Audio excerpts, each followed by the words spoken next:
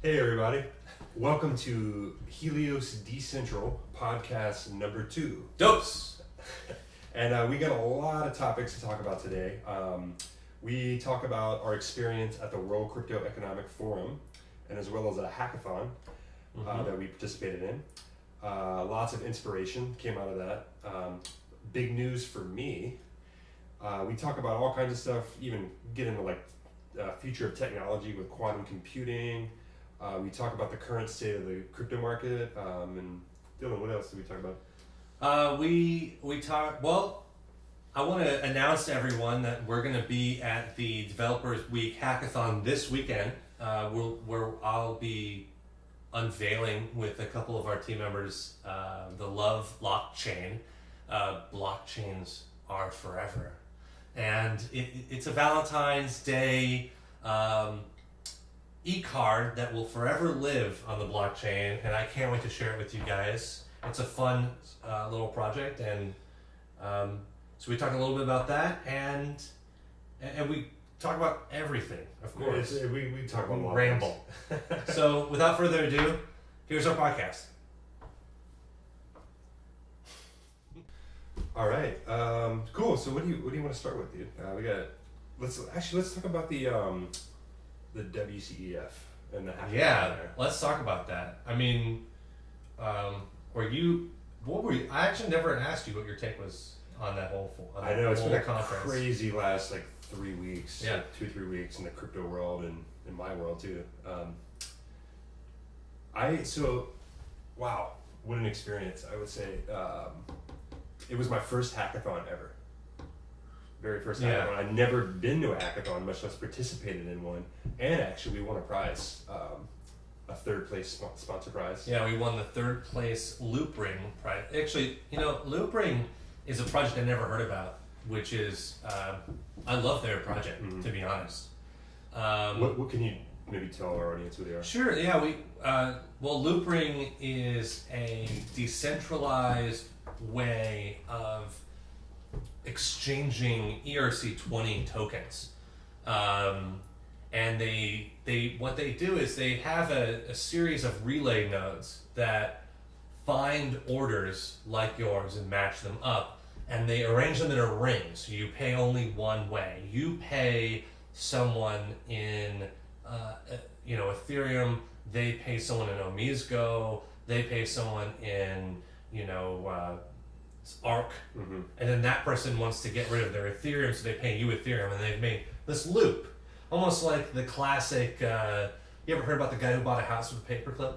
No, actually. He just went around town trying to trade up. He started with a paperclip, and he just kept trading up and trading up and trading up. He had he got like a dog and then a car and a car for the house or something like that. So it's sort of like that. It's a circle of trading, and they're just a protocol. They're not even an exchange per se. But they liked our project, which was a way of using Slack's API to create a chatbot where you could send any coin to someone, and you could choose what coin you're sending in, and the person on the other end could choose what coin that they're receiving in, and it would automatically switch the coins for you and deliver the person in the value, but in the coin that they want, in the correct value. And so that was really fun. We got hacked too. Oh my god! we got hacked. I almost forgot about that. Did we ever figure out where the money went, or? No, we have no idea. We got hacked. We got $80 stolen from our Coinbase account. Actually, another $13 got stolen after the hackathon because one of our mates, David, who we met at the hackathon, great guy. Hey, David. And so he is planning on just putting a little bit more in each time to see if he can get any more information about how that person is. Yeah. So it was actually someone on the other end. Yeah, he got a hold of his API key and somehow, there's a lot of ways that it could have happened, but probably it was the fact that David for 2 hours had the API key on the GitHub repo, which was not even private. Well, I don't know if he was using the public Wi-Fi too, but I think he had no that Wi-Fi was so slow. Well, so I heard there was another company there. I forget something whale. They got hacked for like over $1 million at the hackathon. Whale Pod? Whale Pod or something like that. I don't want to. Actually, I don't know if that's Whale Pod. It was some. Company. It had a whale in the logo. But another hacker told me at the hackathon, it was like, yeah, whale whatever got hacked for over $1 million worth of whatever coin they had. So yeah, be safe out there, guys. Yeah, it was a crazy thing. The other thing that happened at that conference is, so we got free tickets to the conference. Thank you to Berkeley Blockchain and Loopring and the WCEF team. Mm-hmm. I don't know who actually, all the sponsors, I guess. Yeah, Proppy. But okay, I'm gonna shit on Proppy a little bit. Proppy and Shitnext are straight up Russian scams. Let's talk about that. Putin coin? I think it's Putin coin. Look, I have less reason to believe that for Proppy, okay? But I have all the reason to believe that for Shipnext. Mm-hmm. Wait, I'm sorry, what is it? Shipnext. He said Shitnext. Yeah. So guess what their coin is called? Ship coin. Oh God. Yeah, ship coin. So these guys, I asked them. They had a booth at the WCF conference, and I walk in, and they're like the front booth, and there's this beautiful woman behind the booth, and I started asking her all these pointing questions about, what is shitcoin? Because actually, if you guys remember, if you watched our last video, we were talking about how there are so many bad coins out there. Mm-hmm. So I was asking this woman from their company about, what is their shipcoin? Why do they need a currency when they're a shipping company? Mm-hmm. And what she told me was basically, you need the coin in order to order any shipping. So to use their company, you need to use their coin. So why? Mm-hmm. I asked them, why aren't you? It sounds to me like you're having an ICO just to have an ICO, just to raise money. And she was like, no, it's a utility token. I said, what's its utility? And she went on to say that they were part of the a subsidiary of the Russian state-owned shipping company, like one of the largest shipping companies in the world. So it's just some side project of essentially Putin's. Well, I feel like a lot shipping of company. I mean, there's definitely because I think we were talking about this or texting or something about potential Russian sanctions, and I'm like, well, there's a way out of that. Yeah, no, right. I mean, that's a big thing. So it was actually just in the news that Trump won't be raising sanctions on Russia. Mm-hmm. Obama put sanctions, I believe, in 2012 on Putin. Well, it really was on Putin. It really was to stop Putin from funneling a lot of the money that he received by basically stealing it from the oligarchs of Russia. He took about half of their money, something around $250 billion. Yeah. So he's the richest man in the world. Yeah, but he can't spend any of his money. Besides maybe Satoshi Nakamoto. But we won't get into that again. Yeah, let's not. Maybe Putin is Satoshi. Maybe we'll leave interdimensional vampire coin out of this conversation. Oh God. Okay, so Proppy has that thing too. So what Putin was doing was he was buying up Western real estate and using that to launder his money. Well, Proppy is a way of, they call it cross-border payments, but to me it sounds like getting around sanctions. Cross-border payments. I mean, there's a lot of sketchy stuff going on. Yeah. I feel like the whole company was like, just the face of them was like Russian models, and it was kind of it just seems like a lot of hype and scam. On Russian state television, if you go search Proppy and you watch the interview they did on Russian state television, which is in Russian. I couldn't understand. I only had the translation in the closed captions, but I mean, they were marketing it as if it was a way for Russians to open up investment for Russians. So it was pretty on the nose that that's what it was for. And I'm not against, I have nothing against the Russian people. It's really just their leader that's a giant schmuck. Well, but we can say the same too, but yeah. Yeah. Anyway. So anyway, Proppy sponsored the WCEF. Yeah. So Yeah. Thank you, Proppy. yeah, and We're receiving some of those Proppy coins. Aren't we? supposedly. But anyway, yeah. Let's get back to so We're devaluing our coins right now. Shoot. No, Loop Ring actually. They're great. yeah, like so Loop Ring, those guys are really good. Actually, I had a really nice conversation with the CEO. So cool. So I want to talk about. Well, I was trying to explain earlier about what I thought of the hackathon and like my inspiration that came from it. Yeah. So a lot has actually changed in my life since that. Like a lot. Like I know. it just opened up doors that I didn't even know were possible. Yeah. This is So- why the podcast hasn't happened. Yeah, In a couple so- weeks. So anyway, working first time ever at a hackathon. I was doing front end with Muhammad, who was another guy on our team, and helping. But the whole aspect of working together with 4 or 5 other people, with a time frame, with the goal in mind of like we're gonna build this. We say we're gonna build this, and we're gonna build this. Like that to me was like, wow, I love this shit. Yeah. I love working with people. It was exciting, wasn't it? It was like the whole Exhilarating. Thing. It was exhilarating. So after Yeah. the hackathon, and after I saw a lot of good speakers, I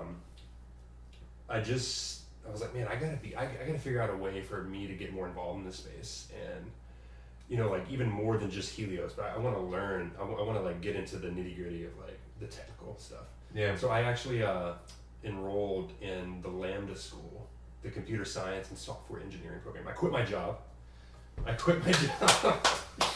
I am currently unemployed for the foreseeable future. But yeah, I'm joining the Lambda School, and But he has Solidity experience. Hire him now. Anyway, I'm doing a JavaScript crash course, and I start on Monday, which is like 5 days from now. Yeah. So anyway, that's gonna be a 6 Well, month. you start this next Monday? This coming Monday. I start jump right into it. What's the first? So it starts in JavaScript. So I think the pre-course work is basically you need to learn as much JavaScript as possible, and it just starts right away in JavaScript. But I think it keeps developing. Yeah. It even gets into other languages, front end, back end, and also like the sort of fundamentals of computer science and even the theoretical stuff toward the end. So it's kind of a comprehensive program. A lot of good reviews, and Yassine, who is another member of our team, is currently in the middle of that. So he recommended it to me, and that kind of just blew my mind. I went home and it's like, wow, quit my job and doing this. Yeah. So anyway, Well, let me ask you something about. So I saw on their website, the Lambda School website, that they do courses in artificial intelligence and machine learning. Is that part of your 6-month program? No, so that's a different track. That's a different track. Different track. Okay. Yeah, that's a completely separate track. But yeah, AI, I mean, that's interesting. I was actually looking at the syllabus for that, and like half of the terms I didn't even know what they meant. So I was like, I probably shouldn't try for this. It was a lot of like algorithm learning, like trying to break algorithms. And I know. Well, so Margarita's getting into that. Actually, Oh, nice. Yeah, she bought a Udemy course. Margarita's my fiance. Hi, Margarita. She doesn't watch these, I don't think. She gets enough of me talking about blockchain. We bought a bunch of Udemy courses, and I'm currently doing a couple that are great. And so she's going to start one on machine learning and artificial intelligence, but she's going from like a data analysis route. So it didn't like go into like neural networks and heavy machine learning. It's sort of like dipping your toes in the water of machine learning at the end of a data analysis course.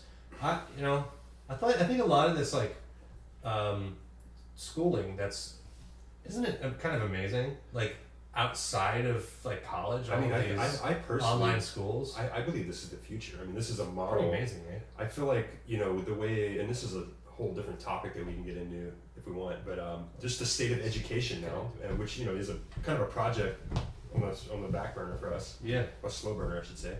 The state of education in America right now is in a really bad place. Yes. Higher education. I mean, you just the level of entry in terms of your economic position is crazy. You know what I mean? Like, Yeah.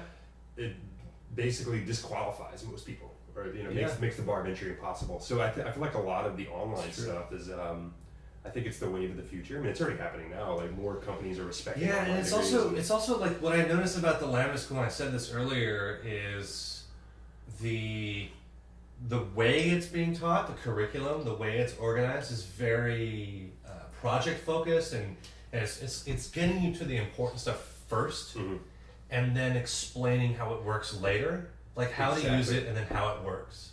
Which is, imagine if you had to like drive a car, like learn to drive, but first you needed to understand how like not even like automatic, like how to build an automatic transmission. Yeah. In order to use a car.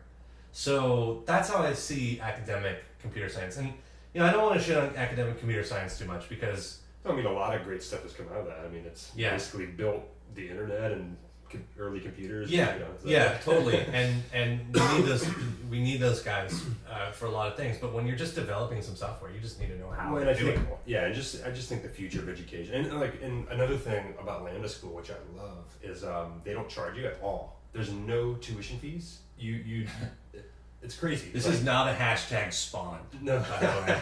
This is not a paid advertisement. No, it's not a paid. I'm just really. Lambda School's not paying you anything, and you're not paying them anything. No, nothing. There's no. So with the Lambda School, if anybody's interested in this, basically you go through the school. It's a 6-month intensive, and you don't pay them back until you get a job within, the tech software engineering field. Making more than $50K a year, and they only take 17% of your salary for 2 years, capped at $30,000.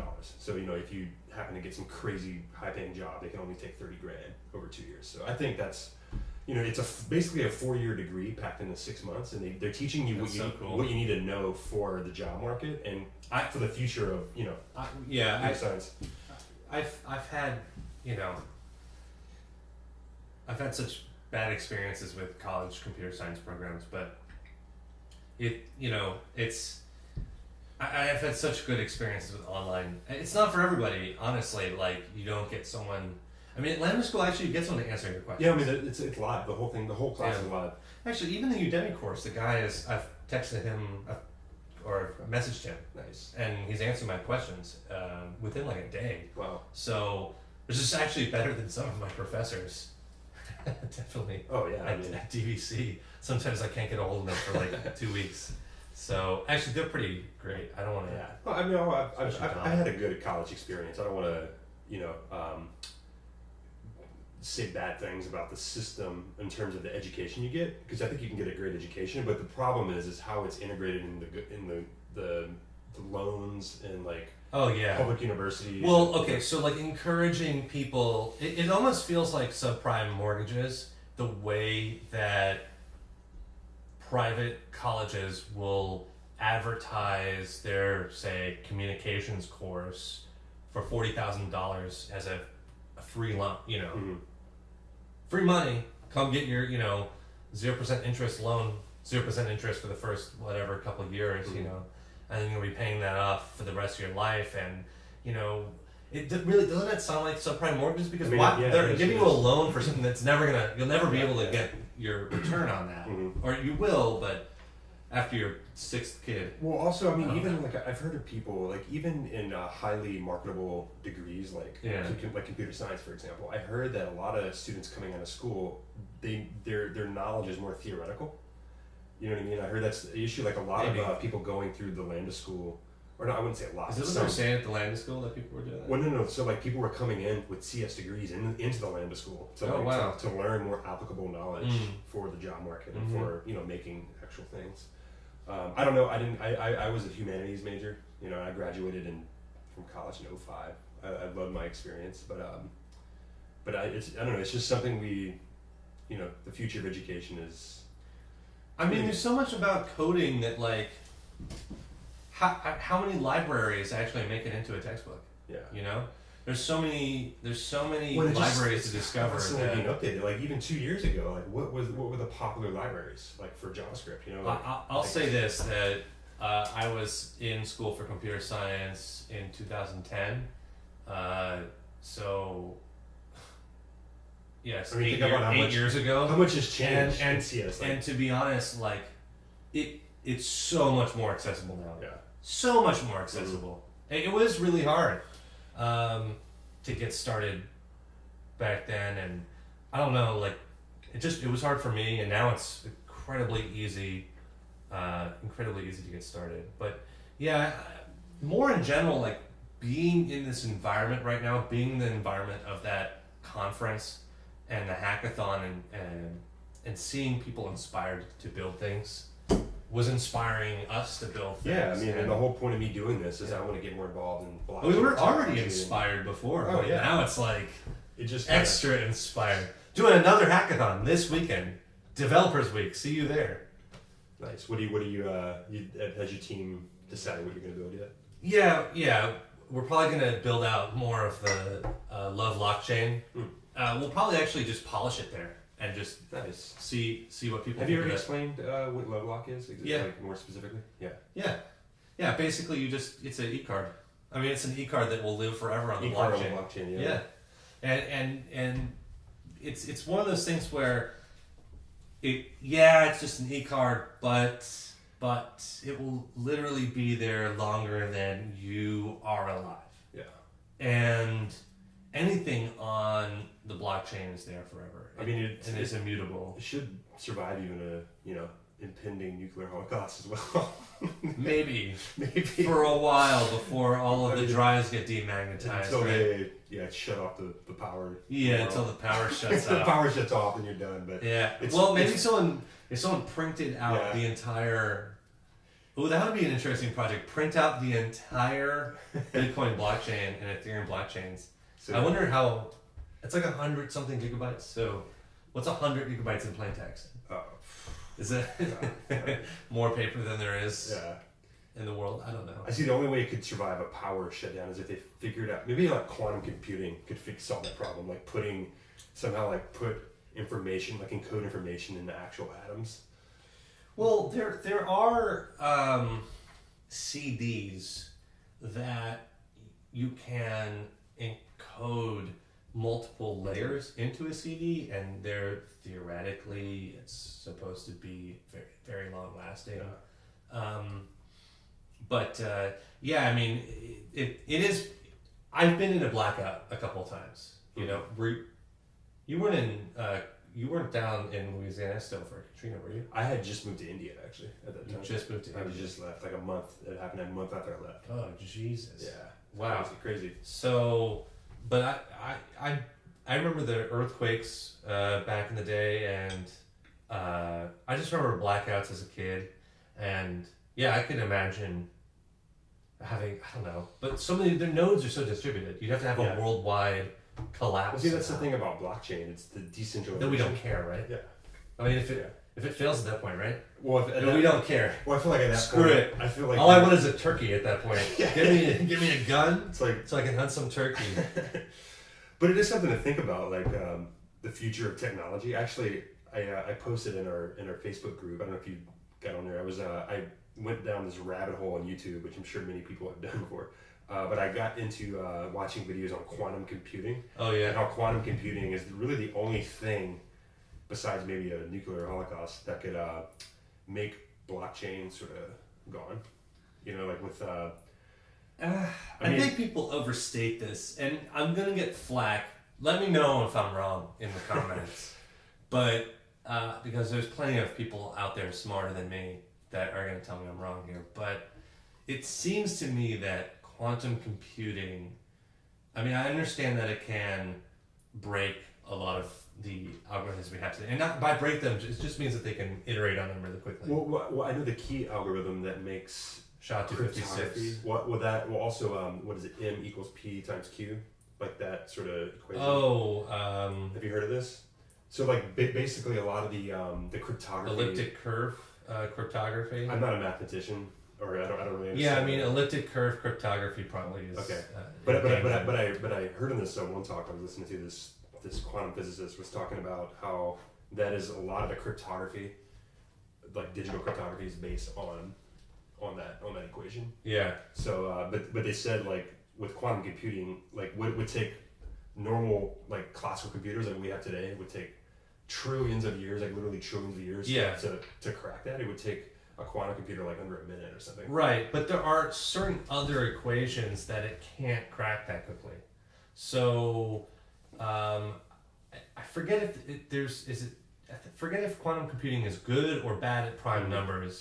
But there's a certain task that quantum computing can't actually do as efficient as regular computing. So there are going to be, if you use a combination of stuff, you'd be able to protect yourself against. I feel like actually Cardano is looking into quantum resistant cryptography. I think I read that actually. So there's a lot going on around quantum computing. I think it's overblown. Yeah. I mean, it's in its absolute infancy, as is blockchain, but I think it's even more so. I mean, we're at, like, with quantum computing, it's like where we were. Yeah, we actually have real applications in blockchain. Yeah. I mean, quantum computing is like where we were with computers of today, like back in the 1940s and 50s. You know, it's. Yeah, but have you seen the IBM quantum computer? I was checking it out. It's like this crazy thing coming from the ceiling that's like. Well, it's in a cryogenic atmosphere.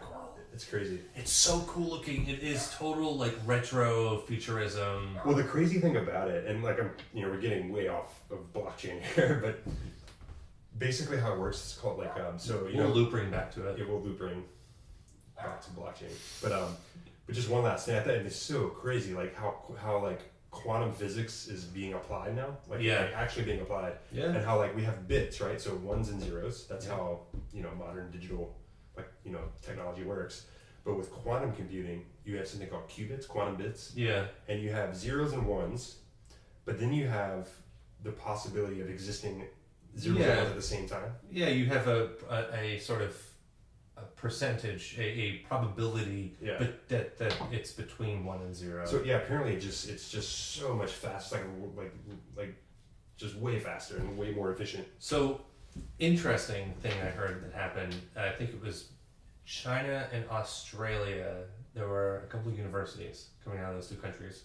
They took you know what quantum tunneling is? Mm-hmm. So two things can be quantum entangled. Oh yeah. And I heard of this. So it's like you take half an atom here, another half of the atom here, and they'll always, if you turn this one will turn.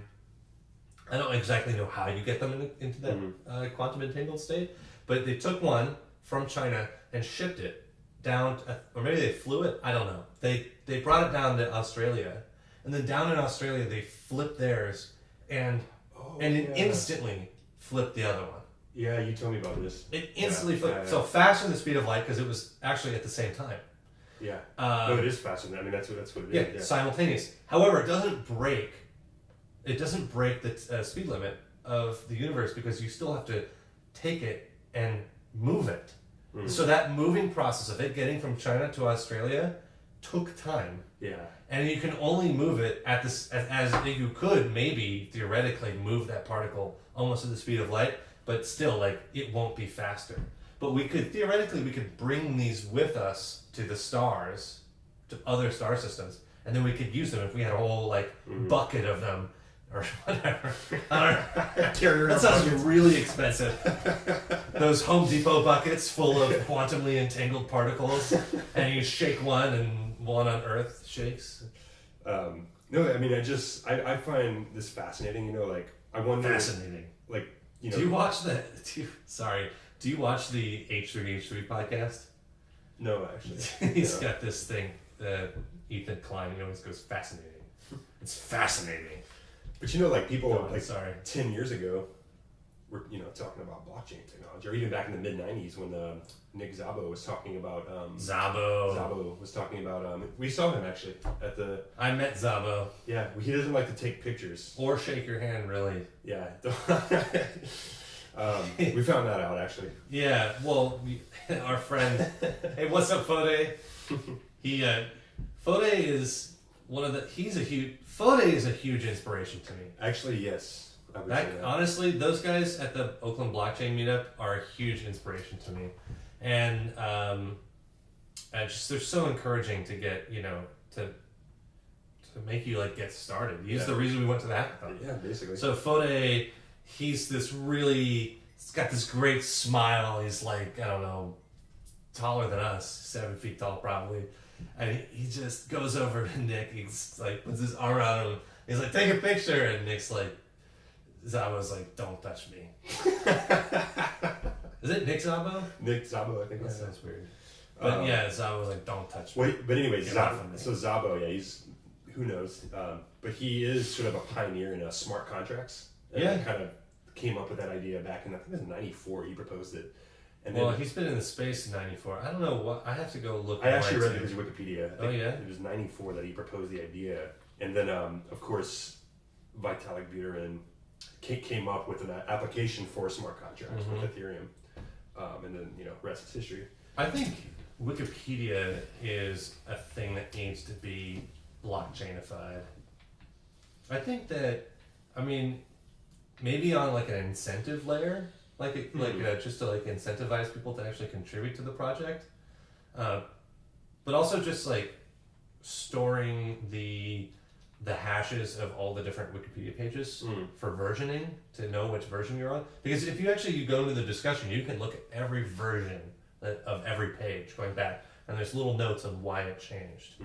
But having some kind of way to confirm that page Sort of validated, hadn't been changed. Yeah. So I've seen that. Well, I have a question. So how is okay? So I understand how transactions are forever sort of logged, but how is like information, like how do you access okay, let's say you send a photo or like you put a photo, like a digital photo, ones and zeros, right? Like on the blockchain. How do you actually see that information? So that would be incredibly expensive, like prohibitively expensive, right? I mean, if you took like a megabyte photo, like think about like the entire Bitcoin block is a megabyte. So if you put 1 megabyte photo on there, and you wouldn't even be able to do that, right? But if you could, it would cost you how much ever it costs all Bitcoin transactions to transact in a 10-minute time span. So, I don't know, thousands. Okay, I don't know, but what you can do is you can take so the hashing algorithm we were talking about, SHA-256. Yeah. You can put anything into it. You could put an empty string into it. You could put in the entirety of Moby Dick, and it will get you a 256 byte string of hexadecimals. And so you could take that 1 megabyte, and theoretically it's different every single time. So you could take that 1 megabyte photo and you could put it into SHA-256, and it would spit out a hash of that photo. You can't go backwards, so it's not like you could retrieve it, but you could always know that was the photo by just comparing the hash of the photo I got you. and the hash that's stored on the blockchain. So that's the thing about blockchain. How it's you can't alter things retroactively unless actually if the community agrees on it and it gets like a that's the only way I think it can actually. Yeah, I mean that's what they did with the DAO when the DAO got hacked. Yeah. But then there was a hard fork. Yeah. With the Ethereum Classic. So yeah, you can go back and change things, but it takes consensus to do so, and that's really hard to do, right? I mean, you can't really force consensus. I think it's easier to like break consensus than it is to form it. Well, that's the whole aspect of like the DAO, right? The decentralized aspect of blockchain, right? Like it operates on that sort of value of consensus and that sort of fundamental, like you can't change anything unless everyone agrees, basically. Yeah, I mean, rewriting history maybe isn't a good thing. Yeah. And it's possible that now that we have blockchain, now that we have this technology that can hash stuff, we will know now if anything in our history does get changed, and that's a powerful thing. That's a really powerful thing. That's why I would love to see it on Wikipedia. Wikipedia probably has a version of this going. That would be interesting to look into, but just this, and this is actually part of what we're doing with the Love blockchain, like how we're handling the e-cards and how we're handling all that. Now, for that, we're actually limiting characters and stuff, but it's not like, you can't just store all that on the blockchain. Mm-hmm. You have to store it in some other way, and then the hash of your message is Mm-hmm. there forever. But it's just a representation of your Mm-hmm. message, really. It's equivalent, right? So it's one of those things where, thinking with blockchain is really weird because it has to be economical. Mm-hmm. You can't do everything. Mm-hmm. You can't do everything. But we wrote down here market. That's the next thing I want to talk about. So I haven't looked at the market today. You said it exploded. So the last time we talked, we were the sort of the centerpiece of our Told you so. conversation was the overvaluation of cryptocurrency. And I was getting to like 800 billion the day we were talking I think around so. then. I mean, it was like, it was crazy. It was insane. But I haven't looked in a few hours. But I mean, today it took a huge hit. I'm talking like, Bitcoin is down. I think where it was in like November or something. Great. That's the last time I sold Bitcoin to buy back in. Anyway, but that was one thing. Like, I don't know. What is your take on the overall market for? I think it's like a reset. I think it's a hype reset, right? Because a lot of people now are like, Bitcoin. And so everyone was so hyped up, but now people are really wary of it, and I kind of like that because I think you should be skeptical of Bitcoin. Yeah. A little bit. Because it's not. People were talking about it like it's the best way to invest your money, but how could that possibly be true? Mm-hmm. It makes your money illiquid, so it's definitely not the best way to invest your money. It worked for a lot of us, but that doesn't mean it's going to work for everybody forever. Mm-hmm. Well, I think this pullback is completely normal too. I feel like we forget. Well, so at this conference, there were a lot of VC guys there, actually, from that were part of the .com boom, and they were like, "Oh, this is nothing." The .com boom was a $4 trillion bubble. Wow. $4 trillion bubble. We reached $800 billion with cryptocurrencies as a whole, right? That was it, yeah. And in the .com age, the only investors were blue chip investors. Mm-hmm. There were registered blue chip investors doing $4 trillion. That's $4 trillion worth of market cap there, right? But we got Nigerian farmers buying Bitcoin. We have rural Venezuelans buying Bitcoin. We're not even close to full market capitalization. Like, not even close. Yeah. 4 trillion, we're going to blow past 4 trillion. Yeah. There is going to be a bubble one day that really rocks us hard, but that didn't end Silicon Valley. That didn't end it's like web development, Google and Facebook sort of rose from the ashes of that meltdown, Yeah, the unicorns. Yeah. But I think this is a little different in I don't terms really of like Facebook. Useless. Mark Zuckerberg, his legacy is Facebook. That sucks, dude. That's not like a really bad legacy. I'm gonna be honest, it's sad. Think about it. he did kind of revolutionize What? the internet. Oh, give me a break. He. I'm not like vouching for Facebook or anything. I'm just saying that it is a huge revolution in terms of how we interact with each other. For better or worse.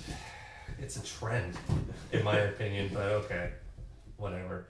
Maybe it's more than a trend. Social media. Who knows? What's next? What's He is so disconnected. Did you see his safari through Puerto Rico? Mm-mm. So they have this new VR thing, and they were in a building at Facebook headquarters, and they were him and I don't know, maybe another executive. I don't know what she was doing, but they were in a VR environment that was just a 360 video of Puerto Rico basically drowned in water and in flames. And they were just like, wow, the destruction here is quite amazing. Let's go to the moon now. They were like, look at this backdrop of destruction. And there's people pulling their family members out of the mud. And he's talking about how Facebook is revolutionizing, blah, blah, blah. The dude is disconnected from reality. Yeah. He's like a robot. And so that guy is somehow in charge of human connections. I don't know. He's a robot. We have a lot of robot talk on this show. What else is there? So, any last thoughts? Oh, I wanted to talk about one other thing. So I wrote an article, I guess about a week ago I published it. Maybe, I'm not even sure when I put this. I think it was a week ago. Less than a week ago. Like you went full tilt on that Yeah, article. so I spent like, I liked it. I basically like came home on like a Thursday night and just wrote, like just sat at my computer for like the whole weekend. But the title of the article, if you're interested, is called Governance for a New Technological Paradigm. Mm-hmm. So in the article, I talk a lot about sort of how current government is based on a system that was created in the 18th century, and it was revolutionary for the time.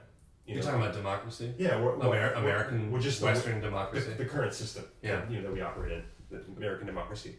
So like how it was revolutionary for its time. It was literally a revolution. Yeah. But how that has become outdated and allowed for corporate capture in the modern age, and how we need to move towards decentralization, and hopefully blockchain can solve these things, and it can solve some of the problems. Yeah. I mean that's why we're going into cooperative structures and stuff like that, because it can't solve everything. Oh no, I mean, I'm not going to solve everything, but it can it's really help. Step toward. It's really helping. Yeah. Honestly, it's helping frame a lot of these problems in easy ways. But what were some of the points you brought up in that? Oh shit! You were talking a lot about you were talking about what's it called, Citizens United a lot. Oh, talk about Citizens United. Well, that was sort of my point with Citizens United was so in 2010. The Supreme Court voted 5-4 in favor of Citizens United, and that basically was like a death blow to democracy. I mean, it was already on its last legs. Yeah. But like that basically allowed for complete corporate capture, like without any sort of limitation on spending, lobbying, on how much involvement corporations can have in the government, and just how much influence. So I feel like that was like sort of a point that was like. That was a critical sort of blow to the life of. Yeah, I mean, and also like the giving a stating that corporations have the same rights as people. Yeah. So doesn't that make I don't want to talk about interdimensional vampires or anything, but if you were to define something that literally took the life force out of people and capitalized on it, and then what was immortal, how would you define that thing? Interdimensional vampires. No, really, I think actually the current system is actually very vampiric. Like the way that corporations don't allow its workers to have any say in the operation of the company. I'm sure there's startups out there where that's not true, where every employee's input matters. Yeah. But a lot of bigger companies, they're just behemoths. And no one, they're made up of people, but the company is almost like an emergent behavior of the people, sort of like ants making an anthill. Yeah. None of those ants can stop the anthill from being. It really consolidates or it centralizes power into very few people. You know what I mean? And like another point of the article was how basically with this corporate capture, like people who are in that top tier of like the economy sort of get all the power in that system. You know what I mean? They're sort of, it's concentrated power. And I'm not even convinced they kind of purposely do it.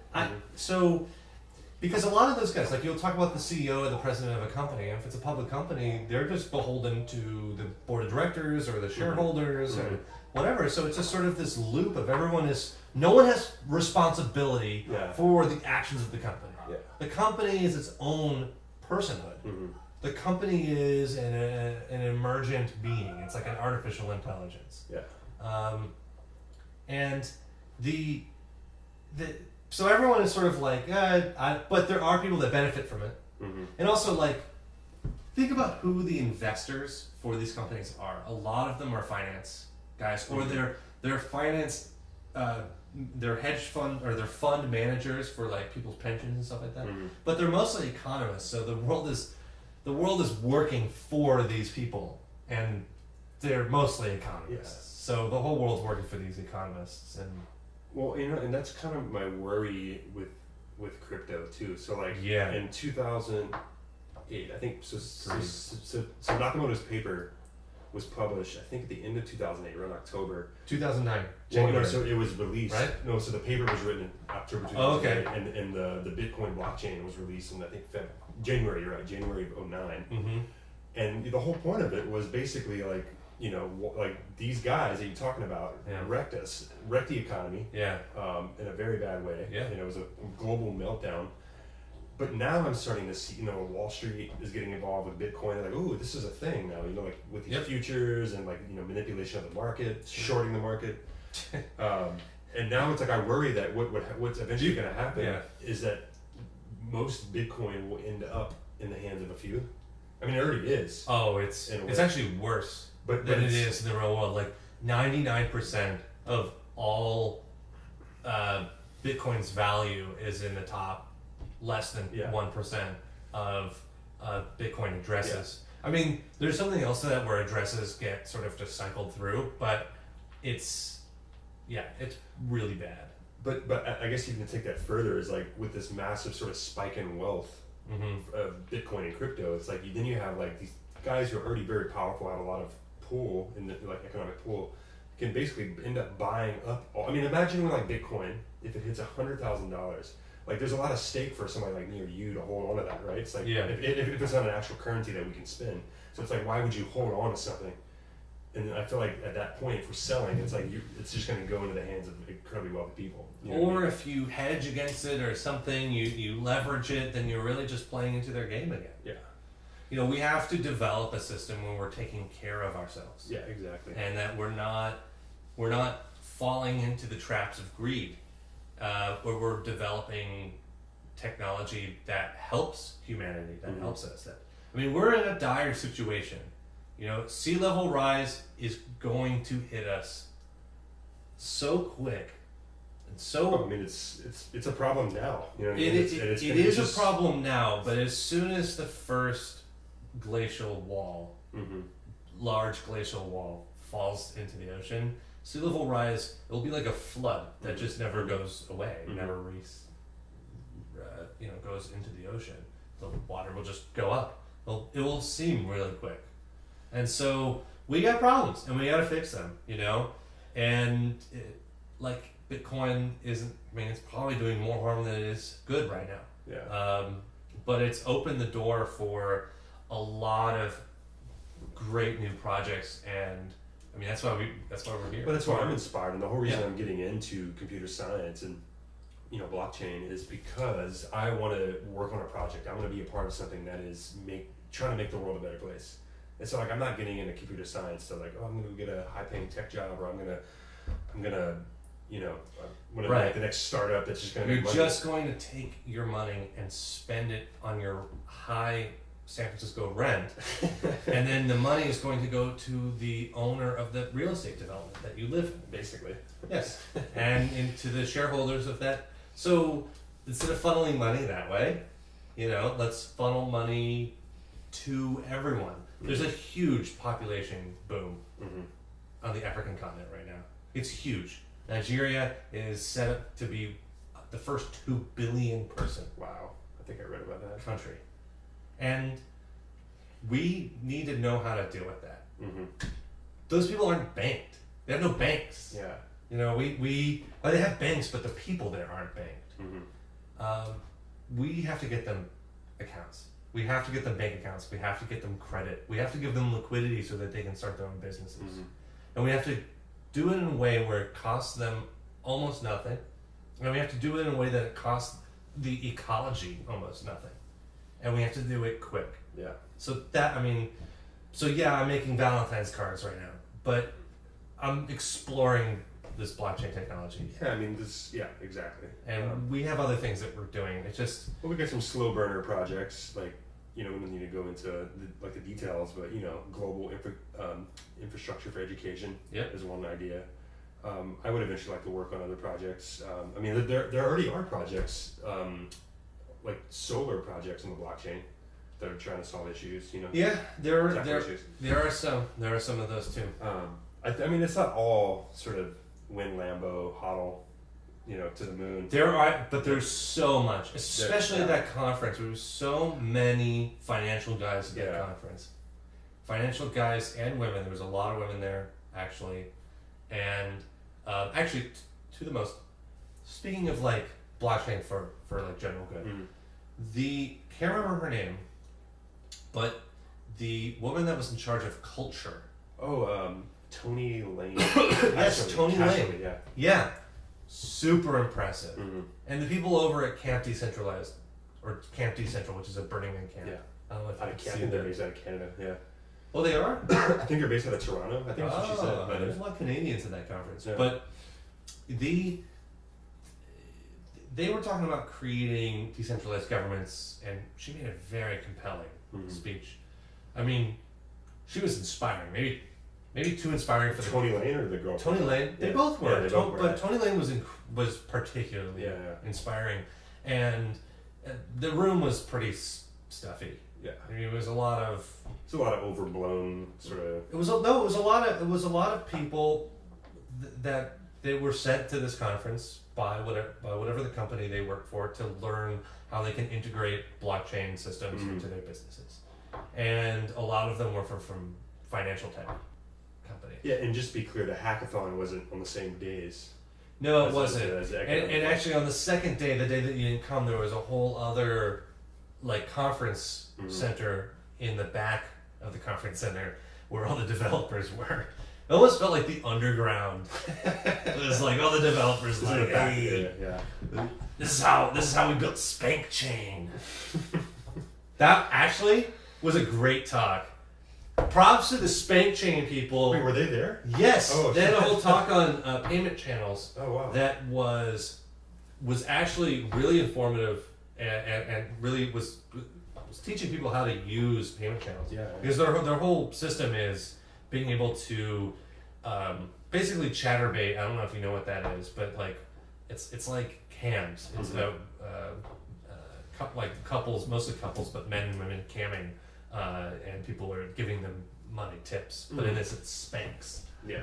So it's the Spank Chain, and actually, like they're doing some really good work that could actually help process micropayments. I mean, the sex online market is like one of the biggest markets in the world. Yeah. The pornography and... That's what the internet's for. Sex and cats, Porn. right? Well, cats is just sort of, Well, you know what's going to be funny cat is porn. that Spank Chain is probably going to have a lot of success. So it's basically going to be CryptoKitties and Spank Chain are going to be like the leaders in crypto. Nothing has changed. I just thought of that. Nothing has changed. Oh, God. It's still porn and cats. And it's always been porn and cats. Dude. Porn and cats. I mean, look at like old paintings and stuff. Like it's always been about porn and cats. Like that would be an amazing class. They have these classes at Berkeley called decals, which are like 1 or half a credit courses that are taught by students. And that would be a great class. The history throughout time, porn and cats. You should teach it, dude. I think that'd be great. I'd tell her trigger warning. There's gonna be a lot of porn in here, but we'll follow it up by cats. The cat photos, cat pics, dick pics, and cat pics. What else do we have? Is there anything else? How long have we been talking? Yeah, can we talk about something from the hackathon? Yeah, let's talk about something. Or from the conference. I mean, From the conference or the hackathon? No, from the conference. Yeah.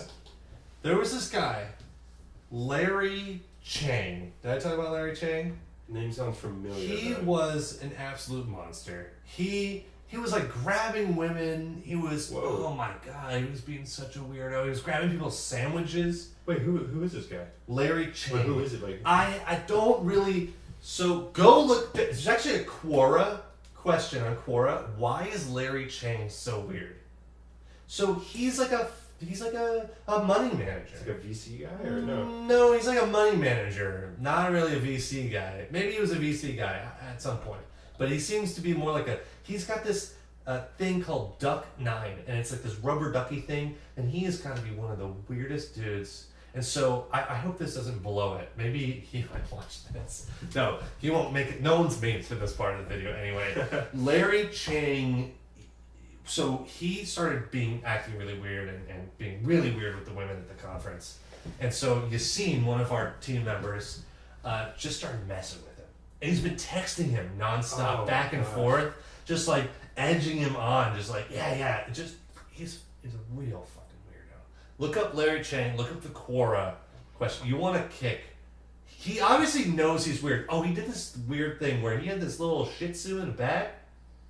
A dog? Yeah. And he just like walked in, he walked behind this booth and just plopped the bag in the booth with the Shih Tzu and just walked away. And the people at the booth, I was like, do you know that guy? And they were like, no, we have no idea who that guy Wow. is. And they came back and tried to eat their sandwich, started grabbing girls, telling them, I can make you a millionaire tomorrow. Oh my god. Yeah, he's a freaking monster. I wanted to bring that up.